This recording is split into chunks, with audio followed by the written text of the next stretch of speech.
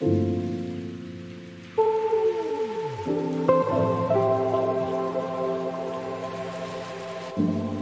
guys, welcome back to my channel all about English with Divyata. In this video, I'll be dealing with the story included in the portion of CBSE class 12. That too in the book of Vistas, namely the third level. Okay, first of all, the third level is a psychological story. Okay, the narrator here presents the psychology behind his mind, okay, behind that world in which he was living. Has hallucination is involved. Hallucination takes place. Hallucination means that straying from the real world to the imaginary world. Okay, कहने का मतलब है यहाँ पे कि जो narrator है Jack Finney, वो अपने असली दुनिया से हट जाता है, ठीक है, और वो जस्ट इमेजिन करने लगता है सारा चीज़. और ये जो हेलुसिनेशन वर्ड है, इसका मतलब होता है टू इमेजिन. ओके, इंसान इसमें अजीब अजीब चीज़ सोचने लगता है, इमेजिन करके रियल वर्ल्ड से जो बिल्कुल अलग हो और जो हर कोई विश्वास ना कर पाए कि हाँ भाई ये सही चीज़ है. Okay, then tendency to escape from the world of stress and worries. वो ऐसा इसलिए भी सोचता है, वो इसलिए भी अपनी दुनिया से बाहर है क्योंकि वो जितना भी टेंशन है ना, उसको जितना स्ट्रेस है, जितना प्रॉब्लम्स है उसके लाइफ का, वो सब उसको छोड़ना चाहता है वो उसको, और थोड़ी देर के लिए अपने दिमाग को शांत करना चाहता है, जिसकी वजह से उसको ये सारा इमेजिनेशंस होने लगता है that there is a subway, the third central. Okay okay, before beginning with the text, let's know something about the author. First of all, he was an American author, American-born author, okay. He was born on 2nd October 1911 and he died on 16 November 1995. Some of his famous works on which basically he achieved the awards, okay, those were related to science and fiction. This story is also a fictional story, okay, this is not a real story. So, let's begin with the text now. Let's begin with the text, okay. The presidents of the New York Central and the New York, New Havana and Hartford railways will swear on a stack of timetables that there are only two. But I say there are three because I have been on the third level of the Grand Central Station. Yes, I have taken the obvious step. I talked to a psychiatrist friend of mine, among others. I told him about the third level at Grand Central Station and he said it was a walking dream wish fulfillment. He said I was unhappy. That made my wife kind of mad, but he explained that he meant the modern world is full of insecurity, fear, war, worry and all the rest of it, and that I just want to escape. Well, who doesn't? Everybody I know wants to escape, but they don't wander down into any third level at Grand Central Station. Now, we have done it till here. I'll explain it to you. कहने का क्या मतलब है यहाँ पर कि जो presidents है ना न्यूयॉर्क सेंट्रल के और New York, New Haven, Hartford railways के, वो लोग बाय गॉड स्वेयर करेंगे that there are only two railway stations, okay, and there doesn't exist the third one.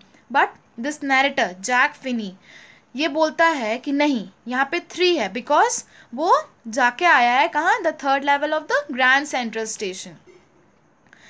Yes, I have taken the obvious step. I talked to a psychiatrist friend of mine. क्योंकि उसको ऐसा लग रहा है और वो सब लोग से सुना है कि नहीं, सिर्फ 2 रेलवे स्टेशन है and that too the grand one, और सिर्फ वो है एक इंसान है जो ग्रैंड सेंट्रल स्टेशन से आया है होकर के, तो वो अपने साइकेट्रिस्ट फ्रेंड के पास जाता है, सैम, ओके. वो उसको सारा जो स्टोरी है ना, जो वो देखा, वो विजिट किया third level at the grand central station के बारे में, वो सारा चीज़ को वो as a walking dream wish fulfilment declare करता है, ठीक है. Walking dream wish fulfilment means कि वो अपना सारा वरीज से स्केप करना चाहता है. ये एक तरह का हेलुसिनेशन है जो उसको हो रहा है, वो बस इमेजिन कर रहा है. This is not the truth of his life, okay. Now You can quote this line, walking dream wish fulfillment, in your answers when it comes. It will help you fetch good marks. He said, I was unhappy. That made my wife kind of mad. But he explained that he meant the modern world is full of insecurity, war. Now, तो वो ये सारे चीज़ों से हटना चाहता है. That made my wife a kind of mad. जब अब वो अपनी वाइफ को भी इस बारे में बताता है ना, तो उसकी वाइफ को थोड़ा अजीब लगता है कि ऐसा कैसे हो सकता है. उसके बाद उसका फ्रेंड जो है, जो साइकेट्रिस्ट फ्रेंड है उसका, वो उसको बताता है कि ये सारा इमेजिनेशंस जो हो रहा है उसको इसलिए हो रहा है क्योंकि वो जिस मॉडर्न वर्ल्ड में है वहाँ पे इनसिक्योरिटी है, फियर है, वॉर है, वरी है. ओके, और ये सारा प्रॉब्लम्स है लाइफ का जिसको वो एस्केप करना चाहता है, जिससे वो पीछा छुड़ाना चाहता है, जिसकी वजह से उसको ये सारा इमेजिनेशंस हो रहा है. Well, who doesn't? Everybody I know wants to escape but they don't wander down into any third level at Grand Central Station. उसके बाद वो बोलता है कि नरेटर बोलता है कि ठीक है, हम जानते हैं कि ऐसा होता है, लोग अपनी प्रॉब्लम से स्केप करना चाहते हैं, पीछा छुड़ाना चाहते हैं, लेकिन ऐसा थोड़ी ना होता है कि वो कोई third level at grand station central का डिस्कवरी कर ले और वहाँ पे चले जाए. Next, but that's the reason, he said, and my friends all agreed. Everything points to it, they claimed. My stamp collecting, for example, that's a temporary refugee from reality. Well, maybe, but my grandfather didn't need any refugee from reality. Things were pretty nice and peaceful. Now, what does it mean here? उसके सारे friends agree करते हैं कि हाँ, लोग अपने life के problem से छुटकारा पाना चाहते हैं, स्केप करना चाहते हैं. उसके बाद वो बताता है कि एक और चीज़ है वो जो वो अपने लाइफ के प्रॉब्लम से छुटकारा पाने के लिए करता है. क्या है वो? Stamp collecting. एंड ये जो हॉबी है स्टैम्प कलेक्टिंग का, ये उसको अपने दादाजी से मिला. He acquired that hobby from his grandfather. Okay, उसके ग्रैंडफादर को भी था शौक स्टैम्प कलेक्शन का, लेकिन एक कंपैरिजन है यहाँ पे. ओके, दैट जो नरेटर है जैक फिनी, वो स्केप करना चाहता है अपने प्रॉब्लम से, इसलिए वो स्टैम्प कलेक्शन करता है, अपना टाइम उसमें इन्वॉल्व करता है. बट उसके grandfather didn't need any refugee from reality. उनके ग्रैंडफादर को कोई भी रेफ्यूजी वो पीछा नहीं छुड़ाना चाहते थे उस रियलिटी से, क्योंकि उनके टाइम पे सारा चीज़ ठीक ठाक और अच्छा था, पीसफुल था. उस समय उतना वॉर्स और इतना टेंशन्स नहीं होता था लोगों को. His day, all I hear, and he started my collection. It's a nice collection too, blocks of 4 of practically every US issue, first day covers and so on. President Roosevelt collected stamps too. अब वो बताता है कि जो president थे Roosevelt, वो भी stamps collect करते थे. ठीक है. Now from this paragraph the hallucination part will start, from where he started thinking. He started into the dream of his life to escape from the problems, worries he was having. Okay. Anyway, here's what happened at Grand Central Station. Grand Central. One night last summer I worked late at the office. वो बोल रहा है कि एक night था last summer में जब वो बहुत देर तक काम किए अपने ऑफिस में. I was in a hurry to get uptown to my apartment, so I decided to take the subway from Grand Central. अच्छा, एक और चीज़, ग्रैंड सेंट्रल तो एग्जिस्ट करता है, but the third level at Grand Central doesn't exist. Okay, so he was in a hurry. वो बहुत जल्दबाजी में था अपने घर पहुंचने के लिए, अपने अपार्टमेंट में जाने के लिए. सो वो डिसाइड करता है कि हम सबवे से जाएंगे ग्रैंड सेंट्रल का. Okay, because it's faster than the bus. Obvious सी बात है, मेट्रो या फिर ट्रेन हो गया, वो सब बस से फास्टर होता है. Now I don't know why this should have happened to me. I'm just an ordinary guy named Charlie, 31 years old. Now, here comes the name of the protagonist of the story. What does protagonist means? Protagonist का मतलब होता है main person, जिसके ऊपर पूरा story involved है, जिसके चारों ओर story घूमता है. Okay, so the protagonist of the play is, अगर question आता है reference to context में, who is the protagonist of the play, then your answer should be that Charlie. Okay, how many years old was he? 31 years old. Charlie was 31 years old. and वो बोलता है कि वो भी एक ordinary इंसान है, लेकिन वो नहीं चाहता था कि उसके साथ ऐसा हो, और ना वो जानता था कि उसके साथ ऐसा कुछ होने वाला है. I was wearing a tan gabardine suit and a straw hat with a fancy band. Okay, now what does this means here? So what does this mean? Tan gabardine suit.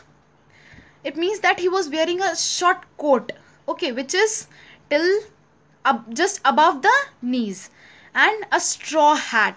Straw hat means that the hat he was wearing was made up of straws, and it was in the same color of that of the straw, with a fancy band. He was also wearing a fancy band. I passed a dozen men who looked just like me.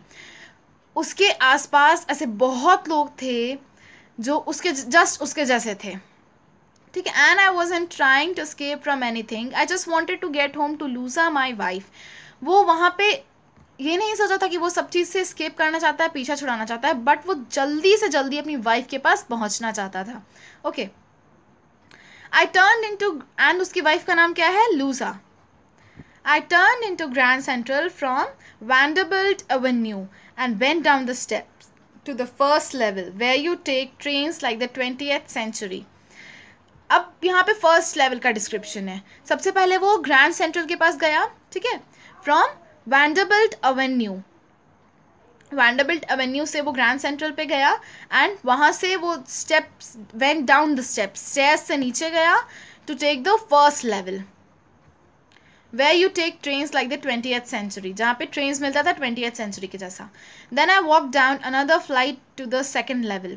अब वो दूसरा flight लिया, वो flight of steps लिया to the second level where the suburban trains leave from, ducked into an arched doorway heading for the subway and got lost. अब यहाँ से उसका हेलुसिनेशन स्टार्ट हो गया. From this line itself it begins the imagination part of his life. Ducked into an arch doorway heading for the subway. अब वो Subway की तरफ जाना चाहता था लेकिन वो भुला गया, got lost. That's easy to do. I have been in and out of Grand Central hundred of times, but I'm always bumping into new doorways and stairs and corridors. अब वो बताता है कि वो बहुत बार ग्रैंड सेंट्रल से गया है, in fact hundreds of times, but ऐसा हमेशा उसके साथ होता है कि वो कभी कोई नया डोरवे ढूंढ ले, कभी कोई नया स्टेयर से चले जाए, कभी कोई नया कॉरिडोर ढूंढ ले. Once I got into a tunnel about a mile long and came out in the lobby of the Roosevelt Hotel. अच्छा, अब क्या होता है ना कि वो जब उस सबवे के अंदर चला तो गया, अब जो टनल था वो 1 माइल जितना बड़ा था, अ mile long, and came out in a lobby of the, और वो कहाँ निकला? लॉबी में निकला, रूजवेल्ट होटल का. Another time I came up in an office building on 46th street 3 blocks away. अब वो 3 blocks अवे आया कहाँ? 46th स्ट्रीट पे. The second time he got in. Sometimes I think grand central is growing like a tree pushing out new corridors. अच्छा, ये जो दोनों है ना comparisons made here. I got into a tunnel about a mile long and came out into the lobby of the Roosevelt Hotel. Another time I came up in an office building on 46th Street 3 blocks away. ये उसके साथ पहले हुआ था, third level की discovery के पहले, कि ऐसा बहुत बार हुआ था कि वो नया नया कॉरिडोर्स, नया नया डोरवेज ढूंढ लेता था, ठीक है. और उसको ऐसा लग रहा था कि जो ग्रैंड सेंट्रल है वो बहुत फास्ट पेस में ग्रो कर रहा है, pushing out new corridors and staircases. बहुत सारा नया स्टेयरकेस बना रहा है, कॉरिडोर्स बना रहा है, और बहुत एकदम फास्ट पेस में ग्रो कर रहा है. There's probably a long tunnel that nobody knows about feeling its way under the city right now, on its way to Times Square and maybe another to Central Park. अच्छा, एक long tunnel के बारे में वो बता रहा है, that nobody knows about feeling its way under the city right now. What does it means here? He says that ज़रूरी नहीं है कि इसके बारे में सब लोगों को पता हो कि कैसा फीलिंग है उस टाइम्स को टनल के अंदर का, and which leads to the Time Square and maybe another to Central Park, जो मे बी सेंट्रल पार्क के पास जाता हो या और टाइम स्क्वायर के पास जाता. And maybe because for so many people through the years Grand Central has been an exit, a way of escape. Maybe that's how the tunnel I got into. अब वो बताता है कि हो सकता है वो भी अपने सारे प्रॉब्लम से एस्केप करने के लिए इस टनल में आया हो, और ऐसा बहुत लोगों के लिए ये टनल, ग्रैंड सेंट्रल वाला टनल, ये बहुत लोगों के लिए एज अ एग्जिट अकर हुआ है, ठीक है, in the lives, a way of escape. they also might be wanting to escape from the problems and all the obstacles of their life. So this might have been the escape, the Grand Central. But I never told my psychiatrist friend about that idea. वो इस idea के बारे में कि ये एक escape हो सकता है, इसके बारे में ये कभी बताया नहीं अपने साइकेट्रिस्ट आइडिया फ्रेंड को. The corridor I was in began angling left and slanting downward and I thought that was wrong. But I kept on walking. अब जो कॉरिडोर है वो लेफ्ट की तरफ एंगल हुआ और स्लैंटिंग था डाउनवर्ड्स. ठीक है, जो उसको लग रहा था कि ये कहीं ना कहीं गलत है क्योंकि वो ऐसा कभी गया नहीं था ऐसे टनल में. बट वो क्या किया, he just kept on walking. He was just imagining all these things. All I could hear was the empty sound of my own footsteps and I didn't pass a soul. अब हम लोग तो जानते हैं कि ये hallucination है, तो कहाँ से उसके साथ पास कोई और आएगा. तो all I could hear was the empty sound of my own footsteps. कोई नहीं था उस टनल में. He was alone, alone over there and I didn't pass a soul. कोई इंसान उसके अगल बगल में नहीं था. Then I heard that sort of hollow roar ahead that means open space and people talking. अब उसको कुछ दूर चलने के बाद एहसास होता है कि हॉलो रोर है, हॉलो स्पेस है जहाँ पे कुछ people, some persons are talking. The tunnel turn sharp left. अब टनल लेफ्ट की तरफ था and that too sharp. I went down a short flight of stairs and came out on the third level at Grand Central Station. अब वो third level में पहुंच गया. Okay, in his hallucination, in his imagination. ठीक है, कुछ steps चला वो आगे और उसके बाद थर्ड लेवल में चला गया ग्रैंड सेंट्रल का, विच doesn't exist. For just a moment I thought I was back on the second level but I saw the room was smaller. कुछ देर के लिए उसको ऐसा लगा कि वो वापस से सेकेंड लेवल में आ गया है, लेकिन जब वो देखा अपने आसपास तो देखता है कि रूम जो था वो बहुत ज़्यादा छोटा हो गया था. इनफैक्ट वहाँ पे फ्यूअर टिकट विंडोज थे और ट्रेन गेट्स थे.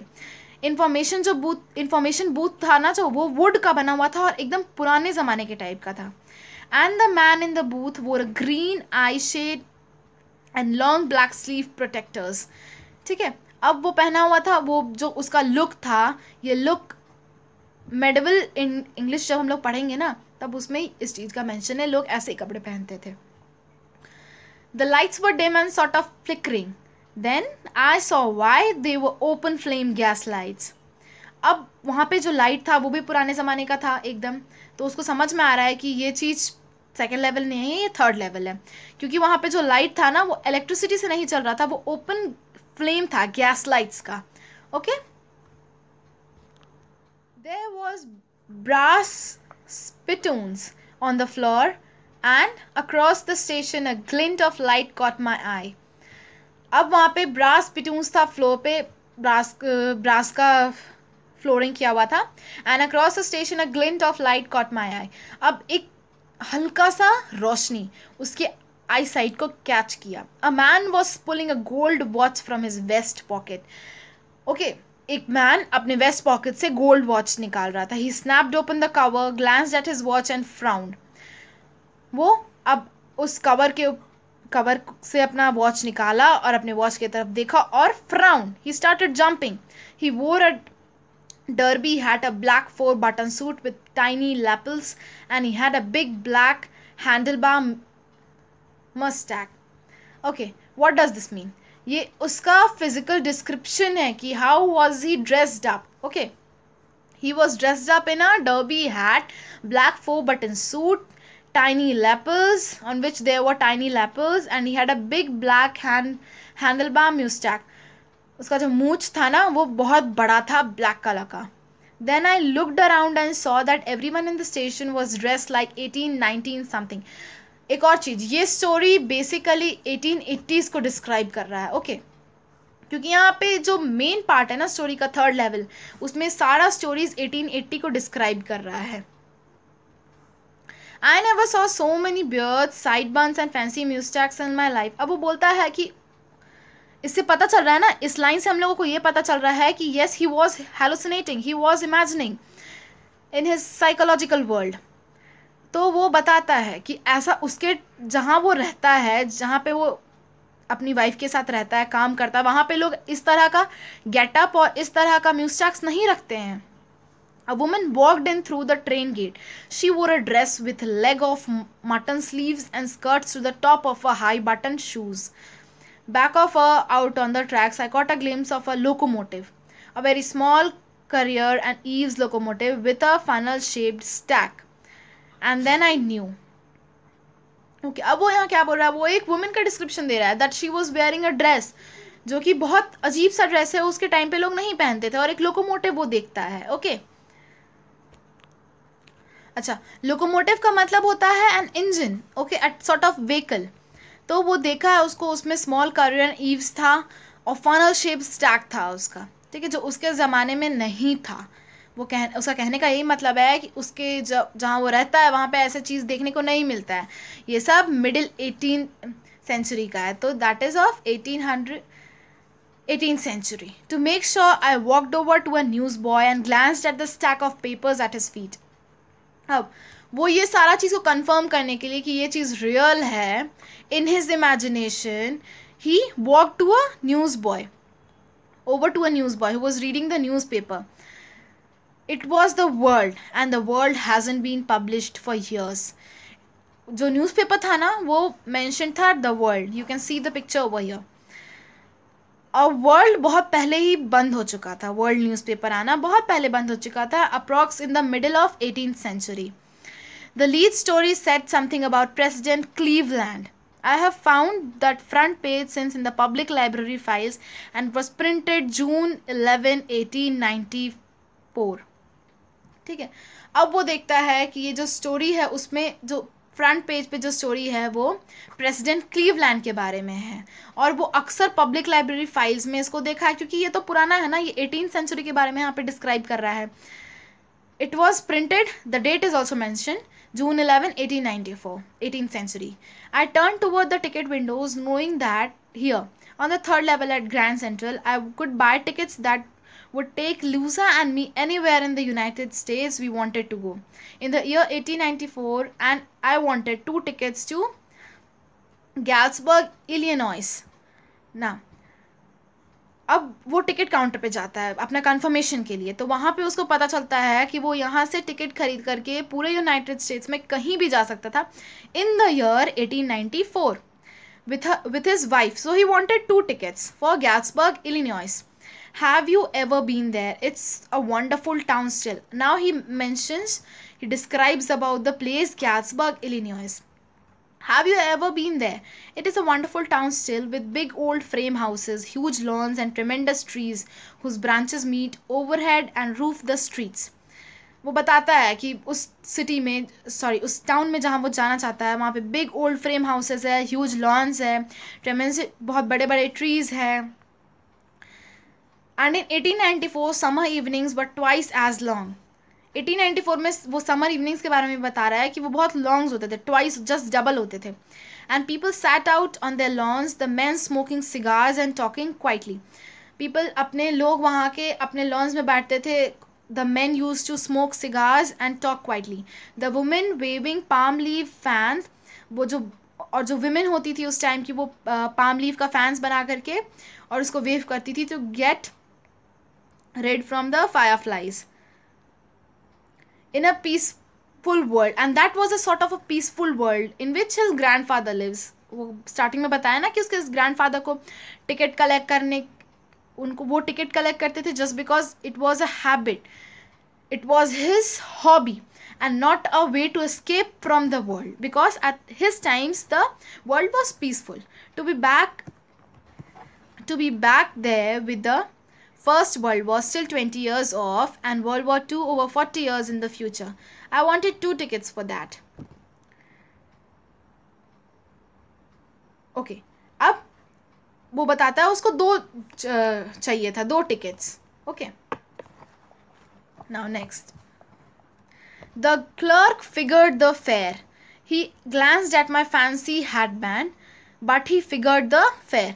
Fare means पैसा जो वो दे रहा था. वो जो क्लर्क है वो उसके हेडबैंड को देख रहा है, बट ज़्यादा से ज़्यादा वो उसके फेयर को देख रहा है. And I had enough for 2 coach tickets. और उसके पास इनफ पैसा था कि वो 2 कोच टिकट्स ले सके 1 way. But when I counted out the money and looked up, the clerk was staring at me. Clerk जो था वो उसको अजीब तरह से स्टेयर कर रहा था, घूर रहा था. He nodded at the bills. That I'm the money, mister, he said, and if you're trying to skin me, you won't get very far. And he glanced at the cash drawer beside him. Of course, the money was old style bills, half again as big as the money we use nowadays, and different looking. अब उसको पता चलता है कि यहाँ पे जो money था वो भी पुराने ज़माने का है. मान लो ना कि उसके टाइम पर इतना छोटा है, अगर नोट का साइज तो जस्ट डबल था 18th सेंचुरी में. तो वो जो क्लर्क था वो अपने ड्रॉर की तरफ उसको दिखाता है और बोलता है कि तुम क्या, मतलब मेरे को क्या स्किन करने की कोशिश कर रहे हो, तुम मेरे को बेवकूफ़ बना रहे हो. और उसके बाद ही ग्लैंस्ड, और जब ये नरेटर देखता है उसके ड्रॉर की तरफ तब उसको पता चलता है कि हाँ वो 18th सेंचुरी में पहुंच गया है. ठीक है. There is nothing nice about jail even in 1894. और उसके बाद वो बताता है कि सही में वहाँ पर भी जेल के बारे में कुछ अच्छा नहीं था. And that was that. I left the same way I came, I suppose. Next day during lunch I drew $300 out of the bank, nearly all we had, and bought old style currency that really worried my psychiatrist friend. अब वो जहाँ से जिस रास्ते से आया था उसी रास्ते से वापस चला गया और नेक्स्ट डे जितना उसके पास कैश था दैट इज़ $300, वो उस सब का ओल्ड करेंसी खरीद लिया. और वो उसका फ्रेंड जो था साइकियाट्रिस्ट फ्रेंड सैम, वो देख रहा था और उसको बहुत टेंशन हो रहा था ये सब चीज़ से. You can by old money at almost any coin dealers. Old money को कहीं पे भी वो लोग ले सकते थे, किसी भी कॉइन डीलर के पास. But you have to pay a premium देना पड़ता था. Means a good amount, a good sum of money. My $300 bought less than 200 in old styles. We can see that he gave $300 to the coin dealer, but he got less than 200. So it is the double premium amount. But I didn't care. Eggs were 13 cents a dozen in 1894. अब वो बताता है कि eggs उस time पे 13 cents का था, and that to a dozen in 1894. But I have never again found the corridor that leads to the third level at Grand Central Station.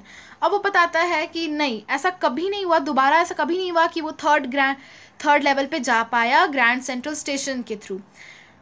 Although I have tried often enough, वो बहुत बार try किया है इसके बारे में. Louisa was pretty worried when I told her all this. उसकी जो wife थी वो बहुत परेशान थी ये सब सुन करके कि ऐसा क्यों हो रहा है उसके हस्बैंड को, ऐसा हेलुसिनेशन, ऐसा इमेजिनेशन क्यों हो रहा है. But now we are both looking every weekend because now we have proof that the third level is still there. My friend Sam Wiener disappeared. Nobody knew where, but I sort of suspected because Sam's a city boy and I used to tell him about Galsburg.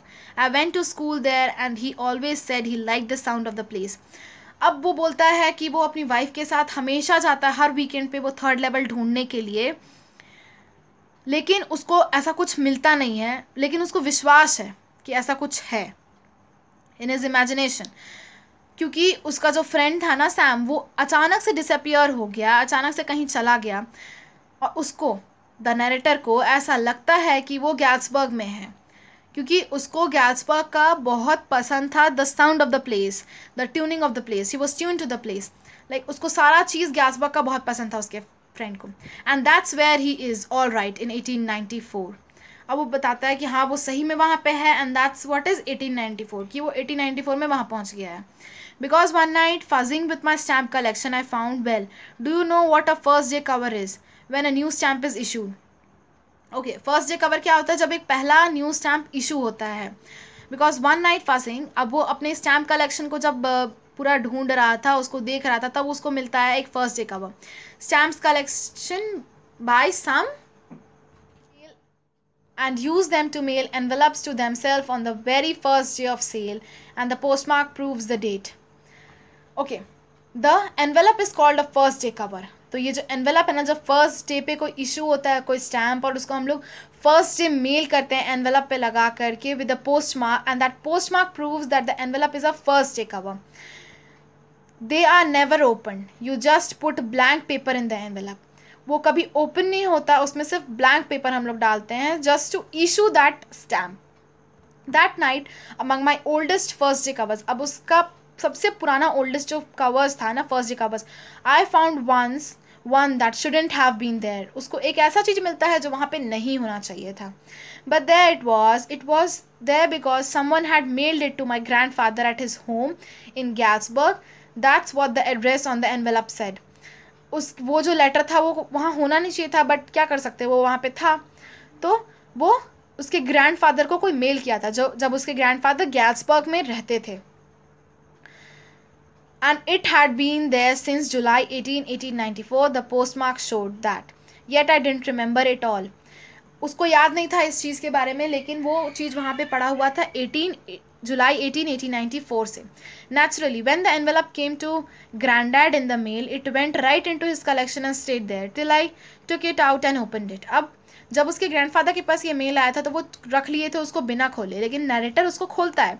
The paper inside wasn't blank. It read 941 Willard Street, Galesburg, Illinois, July 18, 1894. Charlie. It was written to Charlie. I got to wishing that you were right. Then I got to believing you were right. And Charlie, it is true, I found the third level. I have been here 2 weeks, and right now down the street at the Dallies, someone is playing a piano, and they are all out on the front porch singing Nellie home. Seeing Nellie home. And I am invited over for lemonade. Come on back, Charlie and Luza. Keep looking, still you find the third level. It's worth it, believe me. The note is signed Sam. This was a note written by Sam. Okay. So he confines here that yes, the third level exists. It existed. This is just a letter. Nobody knows that it's real or it is. No, it doesn't exist. At the stamp and coin store I go to, I found out that Sam bought $800 worth of old style currency that ought to set him up in a nice little hay, feed and grain business. He always said that that's what he really wished he could, and he certainly can't go back to his old business. Not in Galesburg, Illinois in 1894. His old business. Why? Sam was my psychiatrist. Okay. Now he tells us that at that stamp and coin store, he used to go there, where Sam had bought $800 worth of old style currencies. Old style currencies of $800 that ought to set him up in a nice little hay. To set up a business of his kind, but he couldn't set up it in Galesburg, Illinois. Okay, so and why? Sam was my psychiatrist. Sam was his psychiatrist. In one way we can say that this had occurred due to his escape. He wanted to escape from the fear and all sorts of problems from his life. Sam was his psychiatrist friend. First protagonist is the narrator Charlie. The second protagonist, his psychiatrist friend Sam. The third protagonist, his wife Luza. In general, we only mention the first name, that is Charlie. Will only mention him as the protagonist and not the other two, because they occur for a very less time in the story. So we can conclude here that his friend Sam had left Galesburg and his old profession of being a psychiatrist and started up a new business of feed, hay and grains. Okay, so this story basically is of a hallucination kind imagination part, from where the narrator wants to escape from all the troubles of his life to live peacefully for some time, which he could experience.